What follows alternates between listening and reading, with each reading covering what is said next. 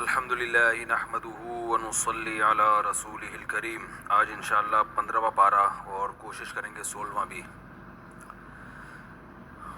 15ویں پارے کی ابتدا ہو رہی ہے سورہ بنی اسرائیل سے، اور اس کی ابتدا ہے معراج کے واقعے سے۔ سبحان الذی، پاک ہے وہ ذات، اسری بعبدہ لیلا، جو رات کے تھوڑے سے حصے میں عبد اپنے بندے کو لے گیا، من المسجد الحرام، مسجد حرام سے، الی المسجد الاقصی، مسجد اقصی کی طرف، الذی بارکنا حولہ، وہ مسجد اقصی جس کے ارد گرد ہم نے برکتیں رکھی ہیں، لنریہ من آیاتنا، تاکہ ہم اپنے بندے کو اپنی نشانیاں دکھائیں۔ اس سے صاف پتہ چلتا ہے کہ یہ واقعہ خواب میں نہیں ہوا۔ جناب غامدی صاحب نے کہا یہ خواب تھا، اور دلیل دی ہے اسی صورت میں آخر میں آتا ہے وما جعلنا الرؤیا التي اریناک، کہ جو ہم نے آپ کو رؤیا دکھایا وہ لوگوں کو آزمائش میں ڈالنے کے لیے دکھایا ہے، الا فتنۃ للناس، کس کے لیے دکھایا؟ تاکہ لوگ آزمائش میں پڑ جائیں۔ تو محترم نے کہا کہ رؤیا عربی میں خواب کو کہتے ہیں، سمجھ رہے ہیں؟ تو اس کا جواب یہ ہے، رؤیا نکلا ہے رؤیت سے، رؤیت کہتے ہیں دیکھنے کو، جیسے ہوتا ہے نا رؤیت ہلال، چاند دیکھنا ہوتا ہے نا، رؤیت ہلال کمیٹی کا آج اعلان ہوا ہے، آج تو نہیں ہوا، وعلیکم السلام۔ تو رؤیا کہتے ہیں منظر، وہ چیز جو دیکھی جائے، جس کو انگلش میں سین کہتے ہیں۔ اب اس کا اطلاق خواب پہ بھی ہوتا ہے، اور ویسے بھی کوئی سین ہو اس کو بھی رؤیا کہا جاتا ہے، تو خواب میں جو نظر آتا ہے وہ بھی سین ہوتا ہے نا۔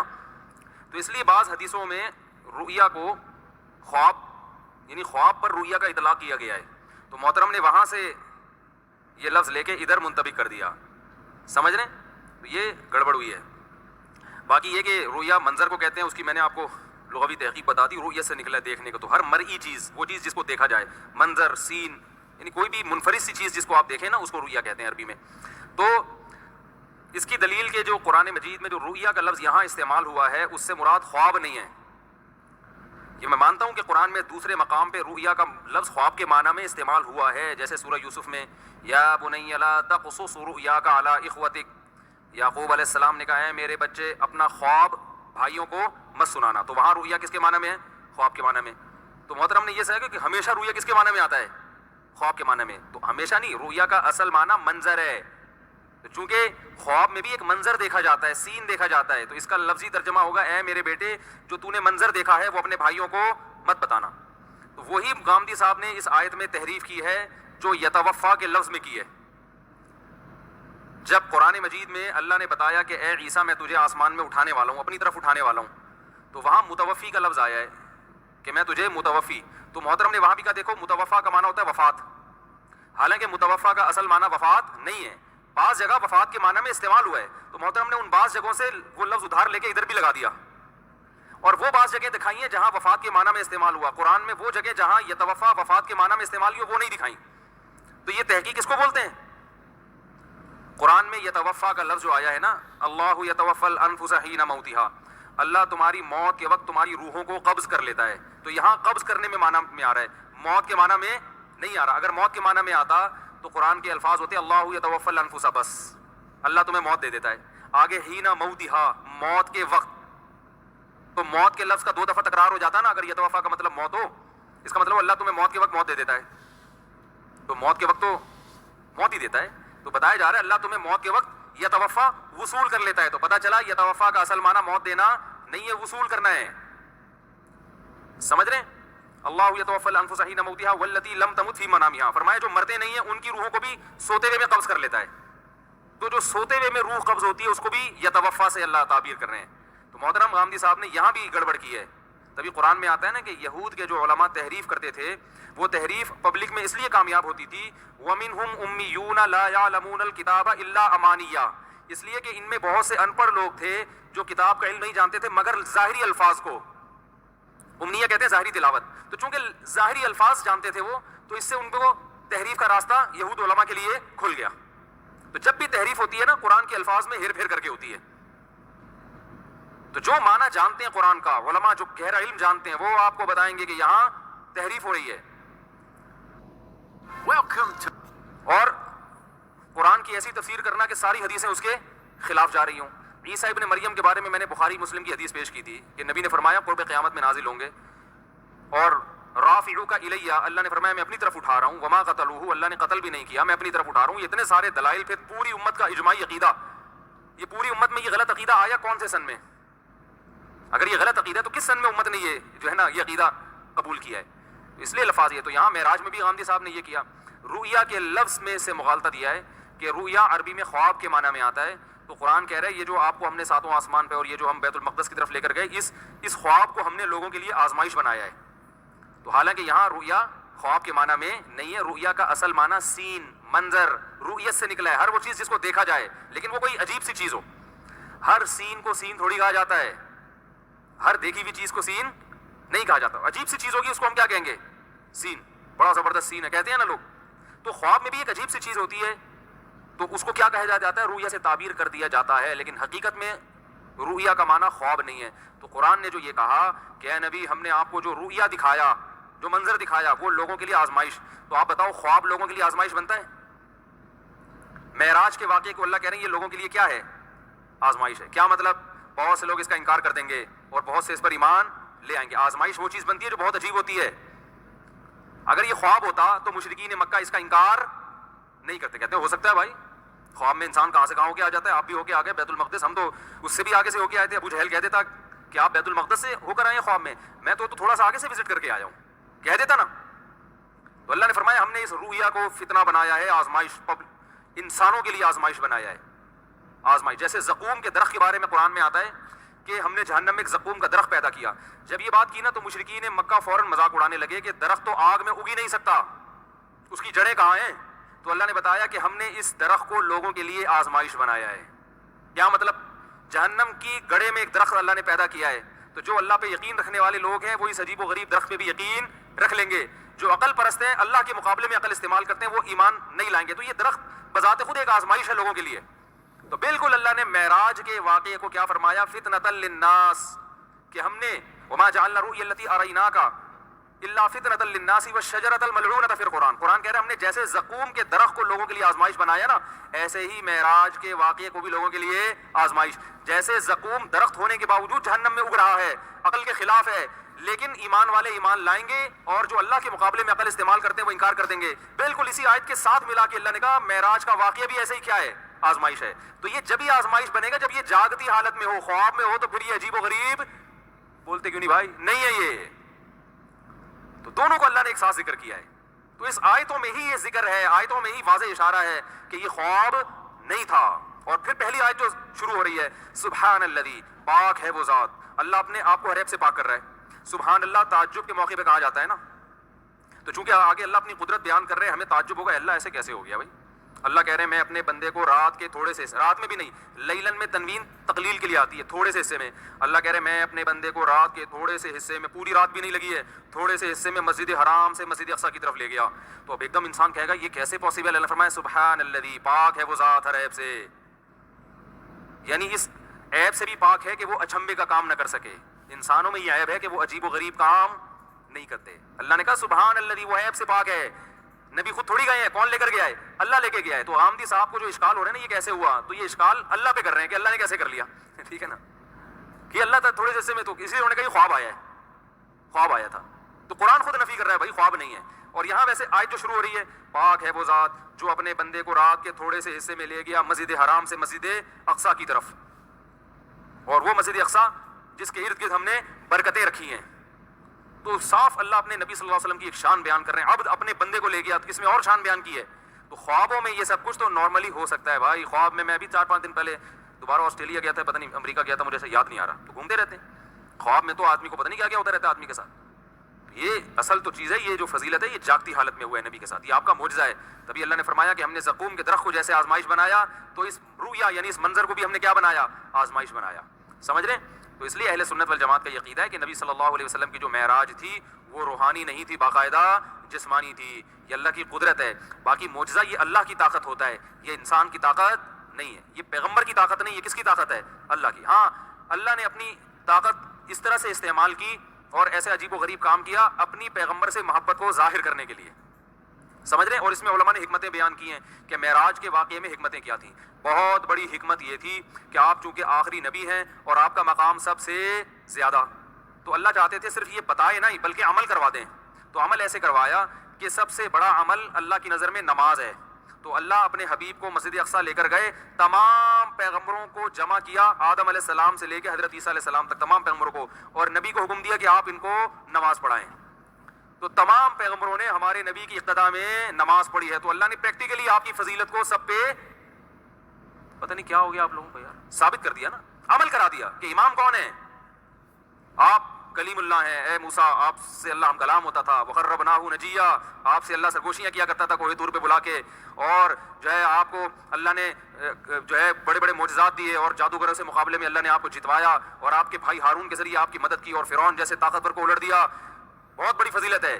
لیکن جب نماز قائم ہوگی اور جس محفل میں محمد صلی اللہ علیہ وسلم ہو اور آپ ہو، تو امامت کا حق کس کا ہے؟ آپ کو آگے نہیں کروں گا میں، کس کو آگے کروں گا؟ محمد صلی اللہ علیہ وسلم کو. یہ پریکٹیکلی فضیلت. عیسیٰ علیہ السلام کو اللہ نے معجزے دیے، مردوں کو زندہ کر رہے ہیں، نابینا کی آنکھوں پہ ہاتھ لگا رہے ہیں بینائی لوٹ رہی ہے، کوڑ کے مریض کو پھونک مار رہے ہیں ٹھیک ہو رہا ہے، صحیح ہے نا، پرندہ بنا رہے ہیں پھونک مار رہے ہیں، وہ جو ہے نا بے جان مٹی کا بنا ہوا پرندہ اڑ کے حرکت کر رہا ہے، اور قرب قیامت میں نازل ہو رہے ہیں، ٹھیک ہے نا، سارے معجزے اپنی جگہ. اللہ نے فرمایا آپ میرے محبوب ترین پیغمبروں میں سے ایک پیغمبر ہیں، لیکن جب نماز کا ٹائم ہوگا اور اسی مجلس میں محمد صلی اللہ علیہ وسلم بھی ہوں گے، تو امامت کا حق کس کو ہے؟ محمد صلی اللہ علیہ وسلم. ان کی اقتداء میں آپ نے نماز پڑھنی ہے. نہیں آ رہی بات. آدم علیہ السلام کہیں گے اللہ میں تو سارے پیغمبروں کا باپ ہوں، بھائی میں تو سارے انسانوں کا باپ ہوں. اللہ کہیں گے آپ کو یہ فضیلت حاصل ہے کہ آپ سارے پیغمبروں کے باپ ہیں، آپ سب کے والد ہیں، اس لحاظ سے آپ سب کے بزرگ ہیں. لیکن جب نماز کی باری آئے گی تو آپ کی اولاد میں پیدا ہونے والے محمد صلی اللہ علیہ وسلم، امامت کا حق کس کو ہوگا؟ ان کو ہوگا. آپ والد ہونے کے باوجود صف میں کھڑے ہوں گے.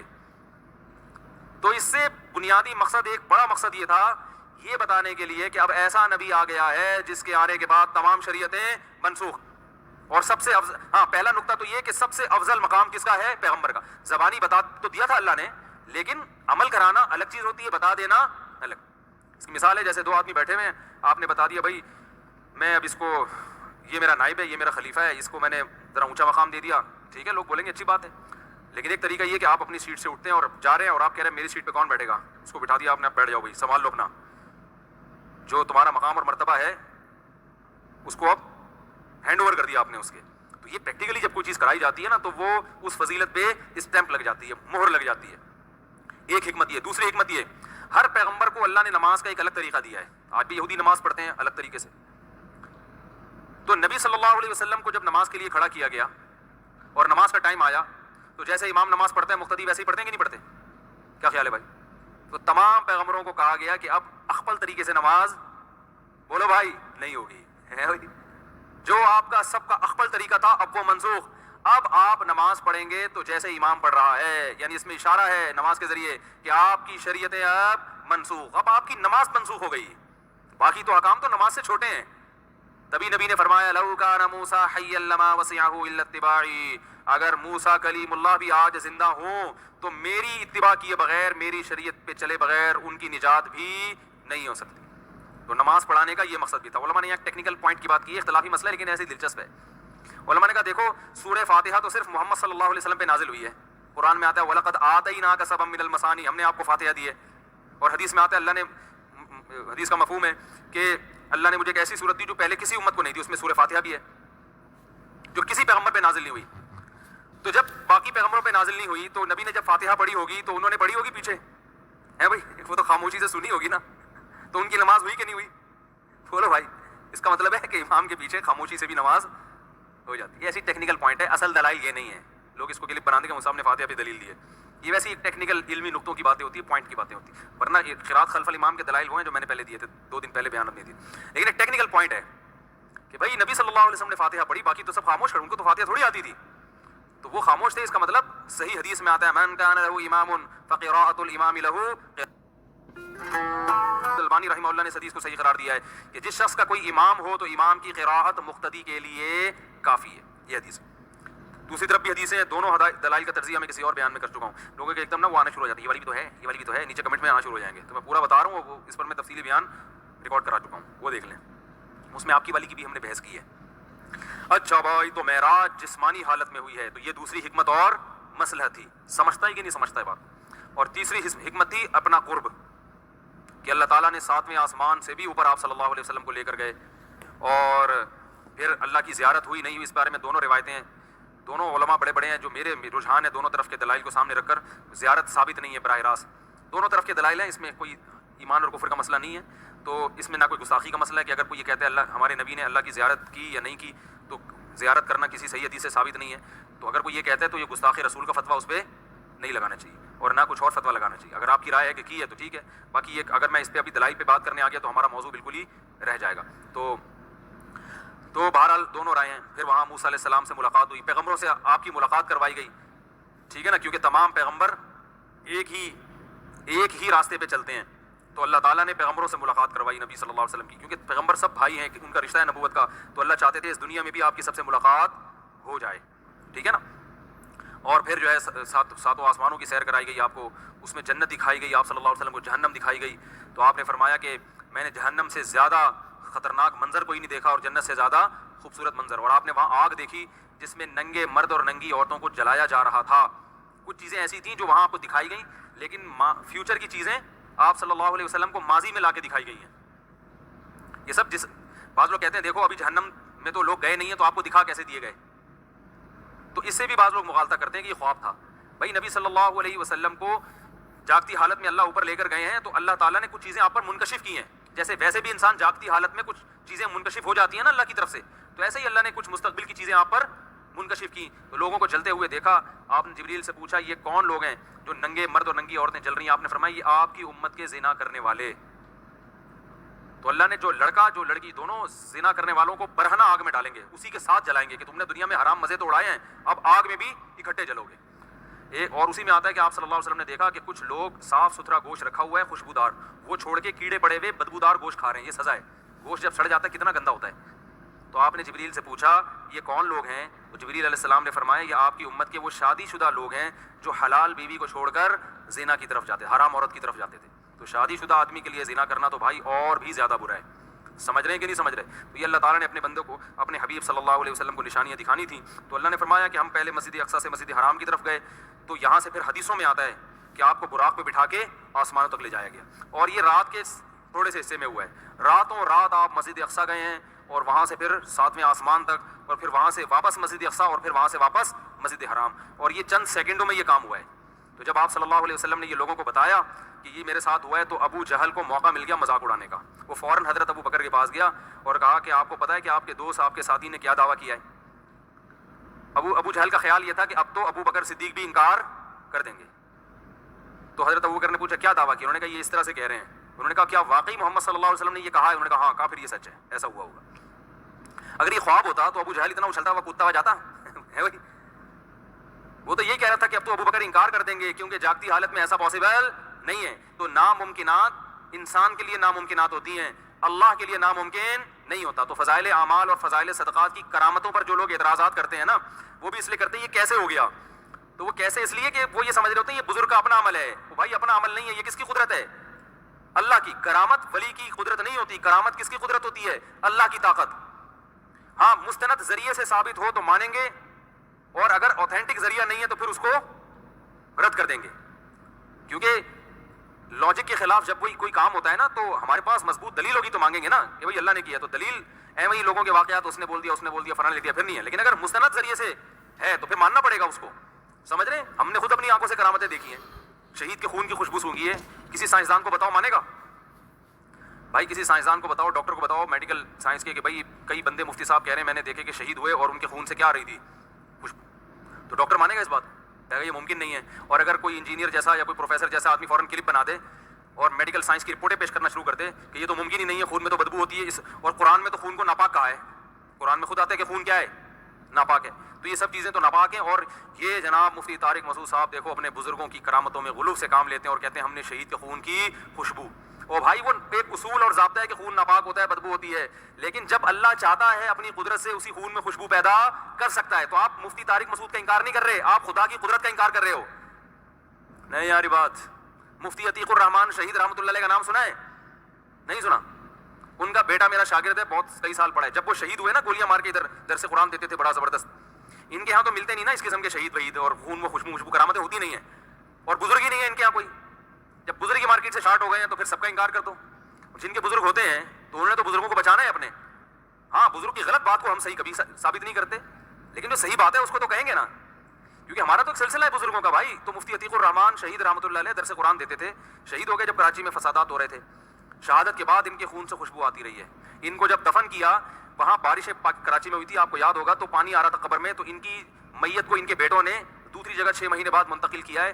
تو جب قبر کھولی ہے جسم بھی سلامت تھا اور خون سے اسی طرح خوشبو آ رہی تھی جیسے دفن کے وقت آ رہی تھی. تو اب میڈیکل سائنس مانے گی اس کو, کہے گی بھائی باڈی کا محفوظ رہنا ممکن ہے ہی نہیں. تو ایک کرامت اس شہید کی نہیں ہوتی, یہ کس کی ہوتی ہے؟ نسبت اس کی طرف ہوتی ہے, یہ اللہ کی. تو اللہ جیسے مردوں کے ہاتھ پہ کر دیتا ہے, زندوں پہ بھی کر دیتا ہے. اس لیے فضائل صدقات اور فضائل اعمال کے جو واقعات ہیں یہ اہل اللہ کی کرامتوں کے واقعات ہیں, اور کرامت میں نسبت اللہ کی طرف ہو تو کچھ بھی ہو سکتی ہے. اور یہ بھی اعتراض غلط ہے کہ صحابہ کے ہاتھ پہ تو ایسا ہوا نہیں, صحابہ نے تو یہ کیا نہیں, ان کے بزرگ نے کر لیا. تو کرامت یہ ممکن ہے کہ جو کم درجے کا ہو اس کے ہاتھ پہ ہو, اور جو بڑے درجے کا ہو اس کے ہاتھ پہ وہ کرامت نہ ہو. یہ قرآن سے ثابت ہے. سلیمان علیہ السلام نے کہا کہ کون ہے جو ملکہ سبا کا تخت اٹھا کے لے آئے گا یہاں پہ. سلیمان علیہ السلام خود تو لائے نہیں. قرآن کہہ رہے ایک بزرگ بیٹھے ہوئے تھے جن کو پاس زبور کا علم تھا, انہوں نے کہا پلک جھپکنے سے پہلے لے آؤں گا. یہ کہا اور حاضر. اب کوئی کہا پیغمبر تو لائے نہیں اور ان کے درباری جو ایک بیٹھے ہوئے تھے بزرگ تھے وہ لے آئے, تو یہ مجھ پہ اعتراض ہوگا, یہ قرآن پہ ہوگا. تو قرآن سے بھی پتہ چلتا ہے کہ ایک چیز پیغمبر کے ہاتھ پہ نہیں ہوتی, امتی کے ہاتھ پہ ہو جاتی ہے. یہ بھی پتہ چلتا ہے کہ کسی کم درجے کے ہاتھ پہ ہو سکتی ہے اور بڑے درجے والے کے ہاتھ پہ نہیں ہو. درجات کا مدار کرامتوں پہ نہیں ہے, درجات کا مدار اعمال پہ ہے. کسی صحابی کے ہاتھ پہ کرامت نہ بھی ہو اور ایک بزرگ ساری زندگی کرامتوں میں گزر جائے, پھر بھی وہ کسی صحابی کی خاک کے برابر بھی بولو بھائی نہیں ہو سکتا. معجزے تو زیادہ حضرت عیسیٰ کے ہیں, ہمارے نبی کے معجزے نہیں. اب دیکھو حضرت عیسیٰ کا مقام زیادہ بلند ہے یا ہمارے نبی کا, لیکن حضرت عیسیٰ مردوں کو زندہ کرتے تھے, ہمارے نبی نے تو نہیں کیا. اور یہی اعتراض تو یہودی کرتے تھے, عیسائی کرتے تھے. یہودی کہتے تھے ہمارے نبی تو کوہ طور پہ جا کے اللہ سے ہم کلام ہوئے ہیں, آپ کے نبی کیوں نہیں ہوتے؟ وہ کہتے تھے ہمارے نبی تو ایسے جا کے تورات آسمان سے لے کر آئے ہیں, یعنی آسمان سے نازل ہوئی تورات, اور آپ کے نبی پر تو تھوڑا تھوڑا کر کے نازل ہو رہا ہے, ایک دفعہ پوری کتاب نازل کیوں نہیں ہو جاتی؟ تو وہی اعتراضات جو کرتے تھے آج یہی لوگ علم کی کمی کی وجہ سے فضائل صدقات اور فضائل اعمال پہ اعتراضات کر رہے ہیں. ہاں اگر فضائل صدقات میں کوئی واقعہ ایسا ہے جو مستند نہیں ہے, ایسی کتاب سے نقل کیا گیا ہے کہ جو کتاب خود اوتھینٹک نہیں ہے, تو پھر آپ یہ اعتراض کر سکتے ہیں کہ یہ واقعہ مستند نہیں ہے, من گھڑت ہے. تو اس کی سند پہ بحث کریں, پھر آپ اس واقعے کا مذاق نہ اڑائیں گے. یہ دیکھو ہاں یہ واقعہ, یہ دیکھو یہ کیسے ہو گیا, یہ تو ہو ہی نہیں سکتا. ہو تو بہت کچھ سکتا ہے ماموں. صحیح ہے نا. ایک آدمی آیا تھا میرے پاس, ایسے یہ نہیں ہو سکتا. میں نے کہا ماموں نہیں بناؤ. تو اللہ نے نبی صلی اللہ علیہ وسلم کو معراج دی, جو ایک اللہ کی قدرت کی دلیل ہے, اور اس میں بہت ساری حکمتیں تھیں. تو اللہ نے یہ جو سورہ بنی اسرائیل ہے بڑی زبردست ہے, اس میں اللہ نے کچھ احکام دیے, وہ میں موٹے موٹے احکام بہت اہم رکوع جلدی بتا دوں. فرمایا اللہ نے حکم دیا اللہ کے سوا کسی کی عبادت نہیں ہوگی, اور والدین کے ساتھ حسن سلوک ہوگا. اتنا حسن سلوک کہ اگر دونوں میں سے ایک بڑھاپے کو پہنچ جائے تو اف کرنے کی بھی اجازت نہیں ہے. یہ بہت بڑا حق ہے بھائی والدین کا. ان کو جھڑکو مت, اور ان کے لیے ہمیشہ عمدہ بات, عزت سے, ان کے دونوں سے عزت سے بات, بہت زیادہ عزت دو ان کو. قل لہما قولا کریما واخفض لہما جناح الذل من الرحمہ. اور ظاہری جسم بھی ان کے سامنے ایسا ہونا چاہیے تواضع والا, ایسے اکڑ کے نہیں کھڑے ہو سینہ تان کے. میرے پاس آتے ہیں نا ابا اور بیٹے ملنے کے لیے, تو جو بیٹا ہے وہ باپ لگ رہا ہوتا ہے, اور باپ کیا لگ رہا ہوتا ہے؟ بیٹا. آج کل جو سیزن چل رہا ہے مارکیٹ میں وہ یہ چل رہا ہے, باپ اڑوے آرام سے بیٹے سے بات کرے گا, بیٹا ایسے چیخنا شروع کر دے گا, ابے ابا ہم نے بولا تھا, ابا یہ کیا تھا. میں حیران ہوتا ہوں یار, یہ عجیب سا حساب کتاب ہے. وہ جو حدیث میں آتا ہے باندھی اپنے آقا کو جنے گی, یہی مطلب ہے کہ جو ماتحت ہوگا وہ باپ بنا ہوا ہوگا, جو باپ ہے وہ کیا بنا ہوا ہوگا؟ ماتحت بنا ہوا ہوگا. یہ نہیں ہونا چاہیے. جب آپ اپنے ابا کے ساتھ بیٹھیں تو بات چیت کے اسٹائل سے پتہ چل جانا چاہیے کہ ابا یہ ہیں, آپ نہیں. جو خاندانی لوگ ہوتے ہیں اپنے باپ دادا کے سامنے چپ بیٹھتے ہیں, آرام سے خاموش بیٹھتے ہیں. جب ابا موجود ہیں تو وہی بات کریں گے بھائی. رشتے بھی لینے جاتے ہیں نا تو ابا ہی بات کر رہے ہوتے ہیں, بیٹا بیٹھا ہوا چپ ہوتا ہے. اس سے پتہ چل جاتا ہے یہ لوگ کیا ہیں, خاندانی. اور جہیں جو غیر خاندانی ہوتے ہیں رشتہ لینے جاتے ہیں, ابا چپ بیٹھے ہوتے ہیں, اپنی تنخواہ خود بتا رہا ہوتا ہے بیٹھ کے. ابا چپ بیٹھے ہوتے ہیں, بتا رہا تھا میں ہوں نا, میرے ابا کو نہ دیکھیں, ان کو نہ دیکھیں. بزبان حال یہ کہنا چاہ رہا ہوتا ہے میں خیال کروں گا, ٹھیک ہے نا, ان کو نہ دیکھیں. تو یہ بزبان حال یہ سب چیزیں ہو رہی ہوتی ہیں. خاندانی لوگ ہوتے ہیں وہ ابا کو لے کے جاتے ہیں, اور اگر دادا ہیں تو دادا کو لے کے جاتے ہیں, اور تو خاندانی بنے خاندانی. اسی طرح خاندانی جوڑا جو ہے نا گھر میں, اس میں شوہر جب بات کر رہا ہوتا ہے نا کسی, تو بیوی خاموش ہوتی ہے. جب بیٹی کے لیے رشتہ آتا ہے تو بیگم صاحبہ سے کوئی کہے کہ بھائی آپ کی بچی کے لیے میں اپنے بیٹے سے شادی کرنا چاہتی ہوں, تو خاندانی عورت کہتی ہے میں اپنے میاں سے پوچھ کے بتاؤں گی. آئی بات سمجھ میں؟ پھر وہ بتاتی ہے دیکھیں بہت اچھا ہے ہمارا بیٹا, اتنا زبردست, اتنا کماتا ہے, اور ایسی گورنمنٹ کی جاب ہے, لہٰذا بغیر کچھ کیے اتنا کما لیتا ہے, ماشاءاللہ بہت زبردست ہے. ٹائم سارا آپ کی بیٹی کو ہی دے گا. بیٹا بیٹھا ہوا ہو تو دیکھنے سے پتہ چلے باپ کون ہے اور بیٹا کون ہے. تو خاندانی عورت کی بات کر رہا تھا کہ جب رشتوں کی بات آتی ہے کہتی بھائی میں ماں ہوں, مجھ سے یقیناً میرے میاں مشورہ لیں گے, لیکن آخری فیصلہ کون کرے گا؟ بھائی وہ مرد ہیں, مردوں کو اللہ نے اس معاملے میں تجربہ دیا ہے اور وہ ان کا رائٹ ہے, تو وہ وہی فیصلہ کریں گے. تو یہ خاندانی ہونے کی, جب بھی کہیں رشتہ لینے جاؤ نا, لوگ مجھ سے پوچھتے ہیں پتہ کیسے چلے لڑکی والے خاندان ہیں, خاندانی ہیں, تو بھائی اسی طرح پتہ چلے گا جب آپ رشتہ لینے جاؤ گے تو سامنے آ کے بات چیت کون کر رہا ہے. سمجھ رہے ہو, اس گھر میں مردوں کی چلتی ہے یا عورتوں کی چلتی ہے؟ اگر گھر میں مردوں کا ہولڈ ہے, علامت ہے کہ خاندانی لوگ ہیں, اور گھر میں مرد مکھنچو ہیں, سارا ہولڈ کس کا ہے؟ وہ میاں ادھر بیٹھا ہوا ہے, ٹھیک ہے نا, ادھر سائڈ پہ بیٹھا ہوا ہے, وہ ادھر بیٹھا ہوا ہے بالکل کونے میں منہ دبک کے نا, اور ساری باتیں سب کنٹرول خواتین کے ہاتھ میں ہے, تو خواتین سے انتہائی معذرت کہ پھر یہ گھر صحیح چل نہیں سکتا. سمجھ رہے ہو؟ ہاں بعض گھروں میں ایسا ہوتا ہے مرد ہوتے ہی نہ اہل ہیں تو ایک الگ بات ہے, کچھ چرسی ہے, کوئی چھٹے والا ہے, یا کوئی بعض ایسا ہوتا ہے, وہ ایک ہر قانون ہر ایک کے لیے نہیں ہوتا. بعض جگہ پہ مرد نا اہل ہے, آدمی ٹھیک ہی نہیں ہے, پھر وہاں مجبوری ہوتی ہے. ماں اگر اپنی بیٹی کو باپ کی بھیٹ چڑھا دے, وہ تو بیچ باچ کے کھا جاتے ہیں, ایسے نا اہل بھی ہوتے ہیں. تو ایسی مجبوری کے حکام الگ ہیں کہ نا اہل آدمی ہیں. ایسے بھی ہمارے جاننے میں لوگ ہیں کہ بھائی جو ہے وہ دلچسپی نہیں ہے ان کو کسی معاملات میں, مردوں کو دلچسپی, پھر بیچاری مائیں اپنی بیٹیوں کی فکر کرتی ہیں اور وہی ان کے مستقبل کی فکر میں لگی رہتی ہیں, تو وہ مرد بہت زیادہ نااہل ہوتے ہیں. وہ ایک الگ کیس ہے. لیکن نارملی جہاں اس طرح کی کیس نہ ہو, تو وہاں جو ہے نا جس گھر میں مردوں کا ہولڈ ہوتا ہے وہ خاندان صحیح چلتے ہیں. اور اگر عورت کا ہولڈ ہو جائے تو نبی نے فرمایا لن یفلح قوم ولوا اهم امورهم الى المرأة, وہ قوم کبھی کامیاب نہیں ہو سکتی جو اہم معاملات عورت کے سپرد کر دیں, کبھی کامیاب نہیں ہو سکتی. تو ہمیں حکم ہے کہ گھر کی عورتوں سے محبت کریں, ان کو عزت دیں, ان کے نان نفقے کا خیال کریں, ان کے آرام کا خیال کریں, ان سے ان کے بوجھ سے زیادہ کام نہ لیں. لیکن ان کو باپ بنانے کی اجازت معذرت کے ساتھ بولو بھائی نہیں ہے. بس یہ کہنے کا مقصد, باپ نہ بناؤ. مرد کو اللہ نے سپیریئر بنایا ہے, ہولڈ کس کا ہے؟ مرد کا ہے. اس پہ عورتیں بہت بدکتی ہیں, کیسی باتیں کر رہے ہیں, ہمارے میاں کو خراب کر رہے ہیں. اللہ نے فرمایا یہ والدین کا حکم کتنا ٹائم ہو گیا؟ ہو گئے 2-4 منٹ. یہ رکو تو مکمل ہونا, بہت انپورٹنٹ رکو ہے بھائی. تو اللہ نے فرمایا کہ ابا اماں کے ساتھ اچھا سلوک کرو, پھر اگر کبھی کوتاہی ہو جائے تو اللہ تعالیٰ توبہ قبول کرنے والا ہے. کیونکہ ماں باپ کے ساتھ رہتے ہیں تو کچھ نہ کچھ اونچ نیچ ہو جاتی ہے, تو ہو جائے تو مایوس نہ ہو, توبہ استغفار کر لو اللہ تعالیٰ سے. ہمارے فرمایا کرتے تھے اگر ماں باپ کے ساتھ اونچ نیچ ہو جائے تو بہت بڑی بات اگر ہو تو والدین سے بھی معافی مانگو, اگر چھوٹی موٹی بات ہے تو والدین سے معافی مانگنے کی بھی ضرورت نہیں ہے. کیونکہ جن کے ساتھ رہتے ہیں نا ان میں اونچ نیچ ہوتی ہے, جب اونچ نیچ ہوتی ہے تو ہر دفعہ سوری نہیں کیا جاتا. کیا ہو گیا بھائی؟ بھائی جس کے ساتھ رہتے ہیں تو کچھ نہ کچھ اونچ نیچ تو ہو ہی جاتی ہے نا, تو بار بار سوری نہیں ہوتا. بس اب آئندہ کوئی ایسا عمل کر لو جس سے وہ خوش ہو جائیں. اسی طرح میں کہتا ہوں جو میاں بیوی کے جھگڑے ہوتے ہیں نا, ان میں گھر نئی زندگی کا اللہ تعالیٰ کہتے ہیں نا گناہ ہو گیا تو توبہ کرو, پھر ہو گیا تو پھر دوبارہ توبہ ہی کرنی ہے نا. اب یہ تھوڑی کرنا ہے کہ بار بار ہو رہا ہے تو اب چھوڑو, اب تو جہنم میں ہی جانا ہے. تو ایسا ہی بھائی ہو گیا تو پھر کر لو, ہو گیا تو پھر کر لو, ہو گیا تو پھر کر لو. ٹائم گزر رہا ہے, وہ ایک دن آئے گا قبر کے قریب پہنچ جاؤ گے اور کامیاب زندگی گزار کے وہ اپنی قبر میں, تم اپنی قبر میں. تو بات کو بڑھانے والے اللہ کو پسند نہیں ہے, بات کو دبانے والے اللہ کو